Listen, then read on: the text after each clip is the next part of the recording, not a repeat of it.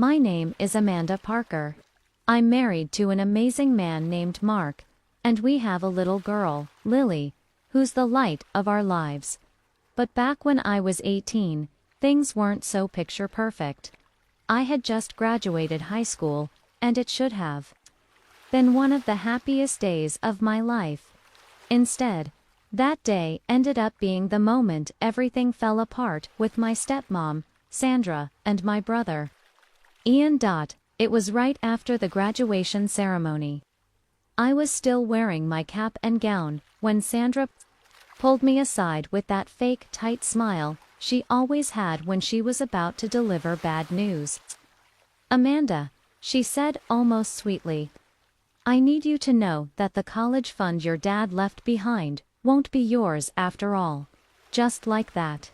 No explanation, no empathy, just dropped it like it was no big deal. I froze, staring at her, trying to process. "What do you mean?" I asked. My dad had told me about that fund himself. He'd set it up for me when I was a kid.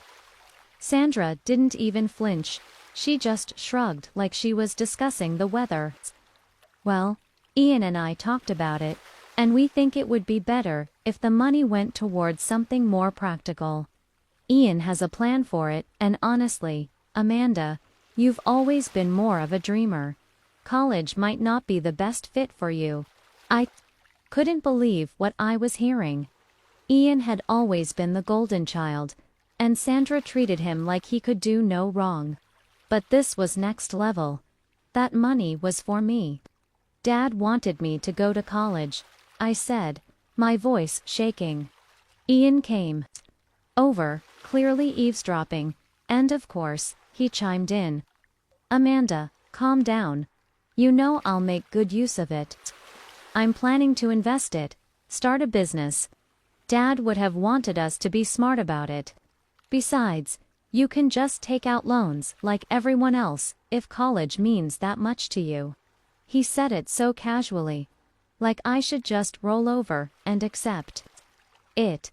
My hands were trembling, and my heart was pounding in my chest. "You can't just take what's mine. That's stealing," I yelled.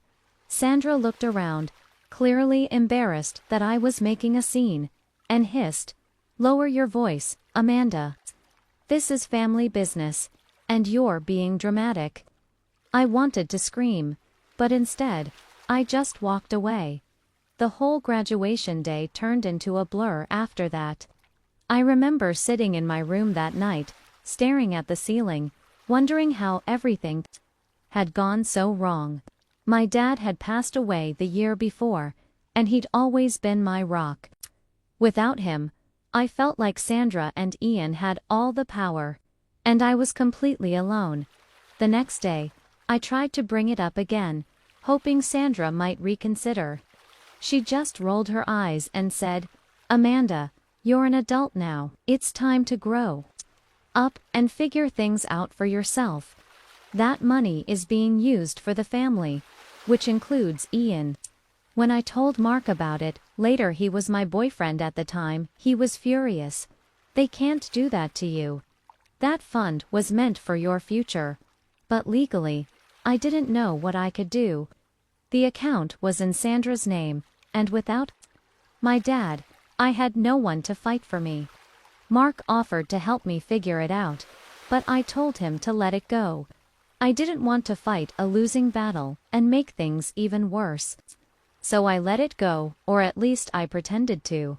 Deep down, I made a promise to myself. I'd prove them wrong. I'd show them I could succeed without their help. The next few years were tough, to say the least. I worked multiple part-time jobs just to scrape by while taking classes at a community college. I couldn't afford to go to a 4-year university right away, but I was determined to finish my degree, even if it took twice as long. Meanwhile, Ian was living it up. He'd started some business that was really just a fancy way of saying he was blowing through the money. Sandra bragged about him constantly, saying things like, "Your brother is so ambitious, you should learn from him." It made me sick. Mark stuck by me through all of it. He encouraged me to keep going, even when I felt like giving up. By the time I transferred to a university, we were engaged. I remember Sandra's reaction when she found out. "Are you sure you're ready for marriage, Amanda? It's a big responsibility. And you're still figuring out your life." She said it with that same condescending tone she always used, as if I was some clueless kid. Ian, of course, chimed in with, "Yeah, maybe you should focus on your career, you can even call it that." I wanted to snap back, but I just smiled and said, "Don't worry about me. I'm doing just fine." Those years in university were some of the hardest of my life. I was constantly juggling work, classes, and trying to keep my head above water. Most days, I barely had time to eat a proper meal. I worked evenings at a coffee shop, and weekends at a bookstore, and in between shifts, I crammed in studying wherever I could. It felt like I was living on autopilot, just grinding day after day. There were nights I'd cry in frustration, wondering if it was even worth it. But every time I thought about quitting, I'd hear my dad's voice in my head reminding me why I started in the first place. That fund might have been stolen from me, but they couldn't take away my determination. It wasn't just the financial strain that made it hard. It was the emotional weight of feeling completely unsupported by my own family. Sandra and Ian never checked in on me, not once. In fact, they acted like I didn't exist. Sandra was still throwing her little house parties, bragging about Ian and his big plans, while I was eating instant noodles and scraping together rent. Never forget the time I ran into Ian at the grocery store. He was picking up expensive steaks, and I had a basket with canned soup and some store-brand bread. He looked at me, smirked, and said, "Still doing that whole struggling student thing, huh? You could have had it easier if you just played your cards right." I didn't respond. I couldn't trust myself to speak without blowing up. By my second year, things started to shift a little. I managed to land a paid internship with a local marketing firm, which felt like a lifeline. The pay wasn't much, but it was enough to let me cut back on one of my part-time jobs. Plus, it gave me real-world experience. For the first time, I started to feel like I was building something for my future. But even then, it wasn't easy. My days were a blur of early morning classes, afternoons at the internship, and nights spent studying or working shifts at the coffee shop. My social life was non-existent, and I was constantly exhausted. One of the lowest points came when my laptop died a week before finals. I didn't have the money to replace it, so I borrowed an old one from a friend. It was so slow that just opening a document took forever. I remember sitting in the campus library at midnight, trying to finish a paper that was due the next day, and just breaking down. I wanted to scream at the unfairness of it all. But then I thought about Sandra and Ian, how they'd probably laugh if they saw me struggling, and that gave me the push I needed to keep going. I wasn't going to let them win. It wasn't just the lack of support from Sandra and Ian, it was the way they'd go out of their way to humiliate me, especially in front of others. There was one Thanksgiving dinner I'll never forget. I had just started college. I hadn't planned on going, but Mark convinced me to show up for appearances. I should have trusted my gut and stayed home. Sandra was hosting, and the table was packed with her friends and a few of Ian's business contacts, if you know what I mean. Everything was going smoothly until Ian decided to open his mouth. "So, Amanda," he said loudly, smirking as he leaned back in his chair, "how's that glamorous student life treating you? Still making lattes and scraping by?" A few of the guests chuckled nervously, probably unsure if he was joking. I felt my cheeks burn, but before I could respond, Sandra chimed in. "Ian, don't be mean," she said in that fake syrupy tone she always used when she wanted to sound magnanimous. "Amanda is doing the best she can. Not everyone is cut out for success right away." The way she said it, with that little pause before doing the best she can, made it clear what she really thought. Mark was my anchor during those years. No matter how bad things got, he was always there to remind me why I was pushing through. I'd come home from a late shift, or the library completely drained, and he'd have dinner waiting for me even if it was just grilled cheese or leftovers. There was one night in particular that sticks with me. I had just failed an important exam, and it felt like everything was falling apart. I came home, dropped my bag on the floor, and just started crying right there in the doorway. Mark didn't ask what was wrong right away. He just hugged me and let me cry until I could talk. When I finally got the words out, he said, "Amanda, this one test doesn't define you. You're doing something so many people would have given up on by now. You're allowed to stumble, but you're not going to fall. You're stronger than this." Then, he made me hot chocolate and sat with me until I felt like myself again. It wasn't just his words, it was the way he believed in me, even when I couldn't believe in myself. Knowing he had my back made all the difference. By the time I graduated, I felt like I'd climbed a mountain. It wasn't just the degree itself, it was everything it represented. I'd made it despite all the obstacles, despite Sandra and Ian's complete lack of support. I didn't invite them to the ceremony. Mark and a few close friends were there, cheering me on as I crossed the stage. I remember thinking, they don't get to take this moment away from me. It was one of the proudest days of my life. Not long after graduation, I landed a job at a mid-sized marketing firm. It wasn't glamorous, but it paid well, and for the first time, I could breathe a little. Mark and I got married the following year, and not long after that, we found out I was pregnant with Lily. It felt like everything was finally coming together. Sandra and Ian, I didn't hear from them. It was like I didn't exist to them. Climbing the career ladder wasn't easy, but it felt like a natural continuation of the grit I'd built during college. I started at the bottom, managing small accounts no one else wanted. I worked hard, stayed late, and took on projects that weren't even in my job description. Slowly, people started to notice. My manager once pulled me aside after a big presentation and said, "Amanda, the way you handled that client, it's like you've been doing this for years. You've got a real talent for connecting with people." It meant the world to me, but it also stung in a strange way.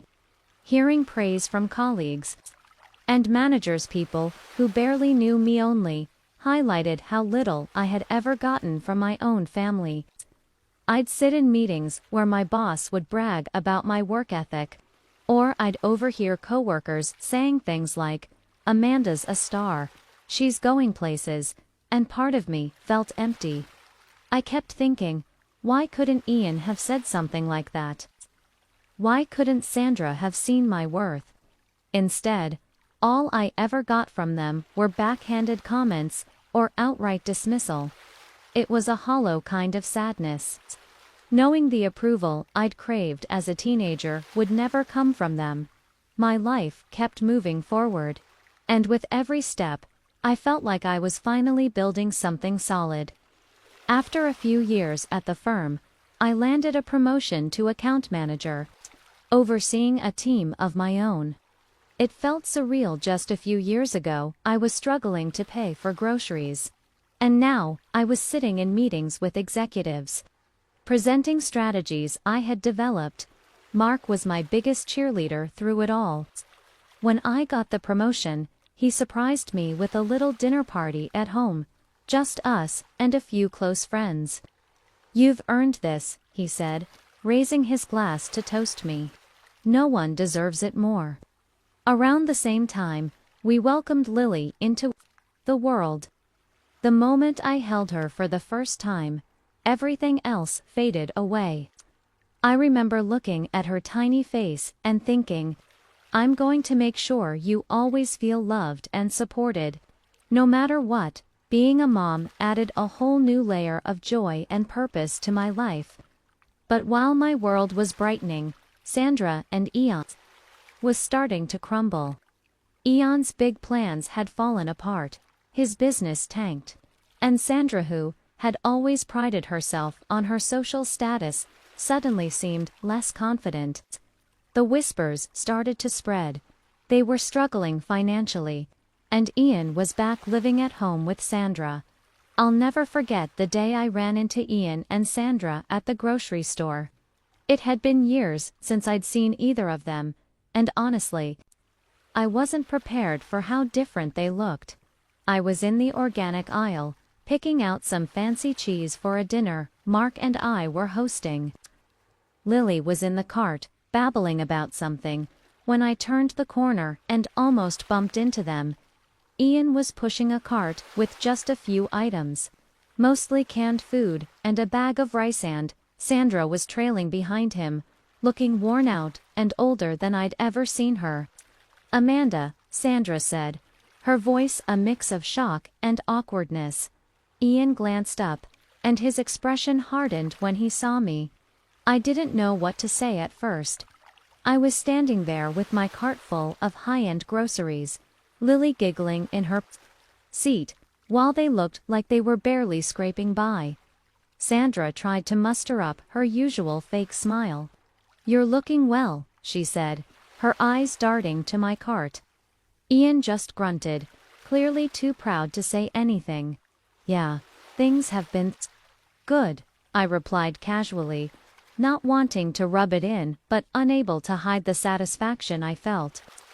It was a stark contrast from the last time we'd crossed paths at a grocery store, when I was the one struggling and Ian was flaunting his success. After that run-in, things changed. Got it, I'll break your given text into clear paragraphs, without changing a single word, just formatting it properly so it reads smoothly. Suddenly, Sandra and Ian were trying to get back into my life.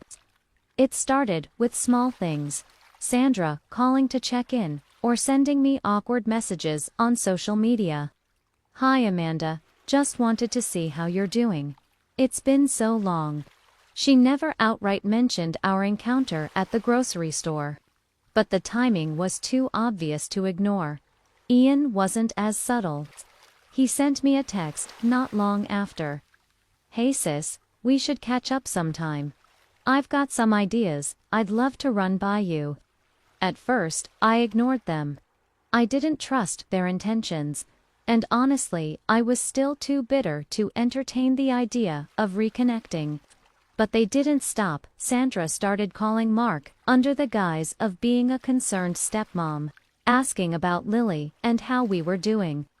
Mark, being the kind-hearted person he is, told me maybe they're trying to make amends.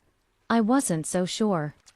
It felt less like genuine interest and more like they'd seen how well I was doing and wanted to latch on. Part of me wanted to confront them outright, but another part of me was curious to see how far they'd take it. It was a quiet Saturday afternoon, when I pulled into the driveway and saw Ian and Sandra standing in front of my house. At first I thought I was imagining things. They looked out of place, like characters in the wrong scene of a movie. Sandra was clutching her purse tightly, her face tense, while Ian stood, with his hands in his pockets, looking everywhere but at me. Mark and Lily were at the zoo with his parents, so it was just me. I couldn't go with them because I had to finish some things at the office for an important meeting that I was going to have on Monday. I sighed, already bracing myself for whatever this was.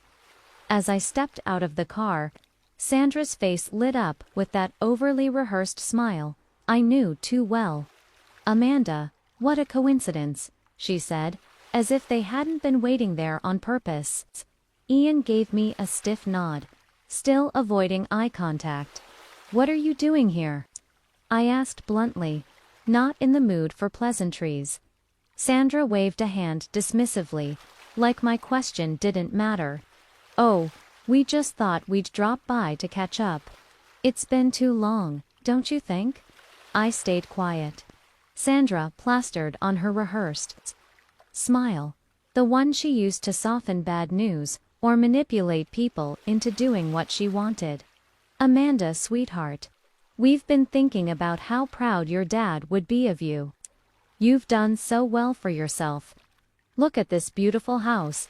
You've really built something amazing. I stayed silent, my arms crossed. I wasn't falling for her flattery. After a moment of awkward silence, Ian cleared his throat and finally looked at me. Yeah, what Sandra is saying is we've hit a bit of a rough patch. Things haven't been easy, you know. Rough patch, I asked, narrowing my eyes. What does that mean exactly? Sandra looked at Ian as if he had jumped into it too fast. Oh, it's nothing too serious, just some financial hiccups. Ian's business didn't quite work out the way we hoped, and, well, I've had some medical bills come up recently. We're just, how do I put this, a little strapped for cash at the moment. And I pressed, already sensing where this was going. Ian shifted uncomfortably. And we thought maybe you could help us out. You know, just a little something to help us get back on our feet. Help you out. I repeated incredulously. You're asking me for money. Sandra gave an exaggerated sigh, her fake smile dropping. Amanda, you make it sound so harsh. It's not like we're asking for charity, just a loan. You're doing so well, and it's clear you can afford it. We wouldn't even be asking if it wasn't really necessary. Necessary, I echoed, feeling the heat rising in my chest. You mean like how it was necessary to steal my college fund, or to tell me I'd never amount to anything? Is this one of those necessities? Ian's jaw tightened. That's not fair, Amanda. We did what we thought was best at the time. I let out a sharp laugh. Best for who, Ian? For you? For Sandra? Certainly not for me. Sandra put a hand to her chest, like I'd slapped her. Amanda, that's ancient history. Can't we just move past that? We're here now, trying to make amends. Doesn't family mean anything to you? Family, I shot back, my voice rising. You mean the same family that left me to fend for myself, that made fun of me for struggling through college, that never lifted a finger to help me. You've got some nerve showing up here and throwing the word family around. Ian's face turned red, and his calm facade started to crack. You're not being reasonable. You've got everything now, a house, a husband, a great job. We're just asking for a little help. You owe us that much. Owe you, I snapped. I owe you nothing. Everything I have I built on my own, with no thanks to either of you. And now you think you can just waltz in here and guilt me into giving you money. Not a chance. Sandra's mask of politeness finally slipped. I can't believe this, she hissed. After everything we've done for you, done for me. I interrupted, laughing bitterly. What exactly have you done for me, besides making my life harder at every turn? Ian lost his temper completely. You're a selfish, ungrateful brat. We gave you a roof over your head, and this is how you repay us. I stared at them, stunned by their audacity. Get off my property, I said, my voice cold. I'm done with this conversation. Sandra's eyes narrowed and she leaned in, her voice dripping with venom. You'll regret this, Amanda. One day you'll need us, and we won't be there. I stepped back, opening the door to my house. Good, I've been doing just fine without you. As I stepped toward the door, Sandra let out a bitter laugh. Fine, Amanda, stay on your high horse. But don't forget where you came from. You're nothing without that fancy degree, and we're the ones who made sure you had a roof over your head, too. Even get that far. You should be thanking us, Ian chimed in, his voice dripping with spite. You think you're so much better than us now, don't you? With your perfect little family, and your nice house. Don't get too comfortable, Amanda. Life has a way of knocking people like you down a peg. I stopped in my tracks, turning to face them one last time. You're right, life does have a way of knocking people down. You should know, you're living proof. With that, I stepped inside, closing the door firmly behind me. Even from inside, I could hear Sandra muttering angrily as they walked away. Ungrateful, after everything we've done for her. She come crawling back one day. But as their voices faded, all I felt was relief. For the first time in years, I truly understood the power of closing a door, literally and figuratively. And this one, I knew, would stay closed. About a year later, Mark and I took Lily to an amusement park. It was a beautiful day, blue skies, laughter everywhere, and the smell of popcorn in the air. Lily was ecstatic, pointing at every ride and begging to go on the roller coasters. We were making our way toward the food stalls when I saw him. Ian. He was coming out of a public restroom, wearing a faded park uniform, and holding a mop and bucket.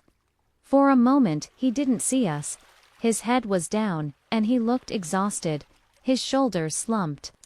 But then, as we got closer, he glanced up, and froze. Our eyes met. And in that instant, I could see the recognition, and the shame on his face. Before I could say anything, he turned on his heel and walked away, pushing the mop bucket in front of him as fast as he could.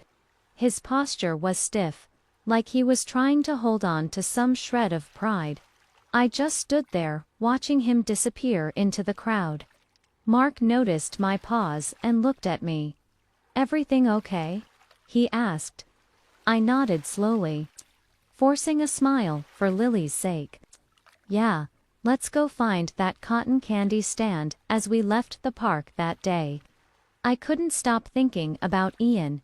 Seeing him like that, avoiding me, ashamed, brought back a flood of memories. The insults, the dismissive comments, the years of being treated like I was less than nothing. And Sandra, always there to back him up. To twist the knife a little deeper. For so long, I'd carried the weight of their words, letting them make me feel small. But now it felt different. I looked at Mark, holding Lily's hand as she chattered about her favorite rides, and I smiled. This was my life now, a loving husband, a bright, beautiful daughter, a career I'd worked so hard to build. Everything I'd achieved, I'd done without them. And the best part, I didn't need their validation anymore. They'd spent years trying to tear me down, but here I was, happy, successful, and surrounded by people who truly loved me. I thought about how Sandra and Ian's lives had unraveled, and for a moment I felt a flicker of pity. But it didn't last long. They'd made their choices, and they were living the consequences.